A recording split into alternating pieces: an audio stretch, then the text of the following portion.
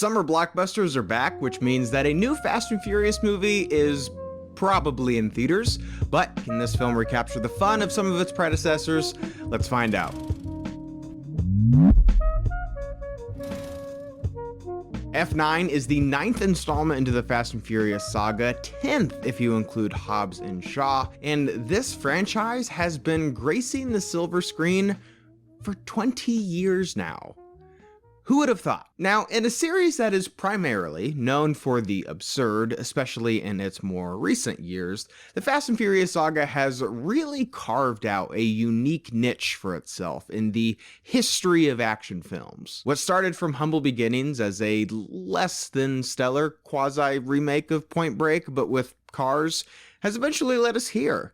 These films are now globe-trotting action spy films that with each subsequent sequel tries to answer just one question. What can we do next? And I've got to tell you, now 9 movies in, again, 10 if you include spin-offs, I think this franchise, for a lack of better words, has officially began to run on empty. And coincidentally, it just so happens that the movies are also getting longer, so there's that. The story of F9 is relatively a pretty simple one. Dominic Toretto, accompanied by his crew, must come out of retirement to go up against the most skilled assassin, high-performance driver they've ever encountered before, Dom's long-lost brother. And in a series that is all about family, I mean, how could you not see this coming, right? Like, this seems inevitable. Of course Dom would have a brother we haven't heard about. That is completely up the alley of a Fast and Furious movie. Because that's really what the series has been recently. That place in action movie history that I was referring to earlier, yeah, that's what I'm talking about right here. Because these movies, for the most part, get bigger and dumber with each subsequent sequel.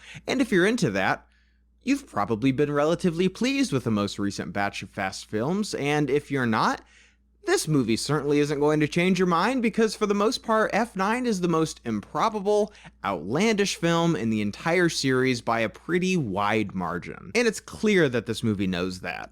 For the most part. And the reason I feel that I have to say that is because, for one, this movie is nearly 2.5 hours long, and I gotta tell ya, a lot of that is not Fast and Furious. In fact, it's pretty f***ing boring.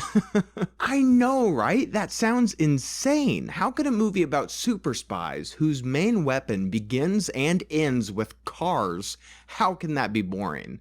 And look, that's not to say that all of this movie is boring. There are actually some really fun sequences, one in particular involving magnets. It was great.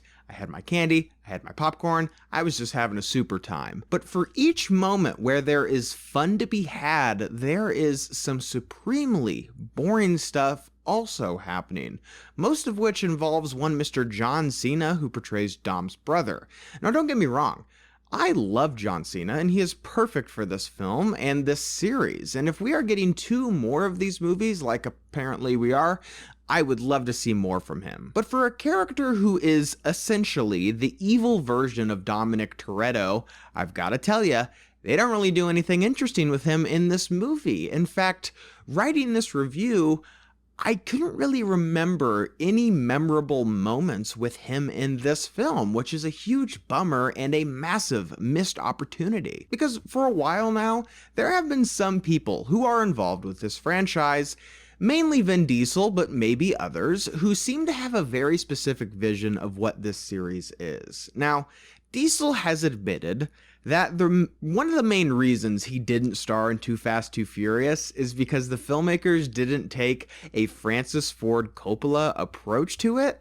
And in the same interview, Diesel also claimed that at the time, Furious 7 could have won Best Picture at the Academy Awards. And, Vin, buddy, Fast and the Furious is many things, but The Godfather, yeah, it ain't one of them, man. And that's not even an insult or a slight against these movies, because they don't really try to be for the most part. But the difference is with F9 is that this film has elements, too many I would say, where the film just takes itself a bit too seriously. Of course there are the moments that are completely outlandish and ridiculous, but for every one of those moments, there is a flashback explaining the rivalry between Dom and his brother, and for the most part, It's kind of just a waste of time, or at least could have been done in a more efficient way. And unfortunately for this movie, it's not just the family drama that really makes this movie drag, but I also found the action to just be pretty ordinary.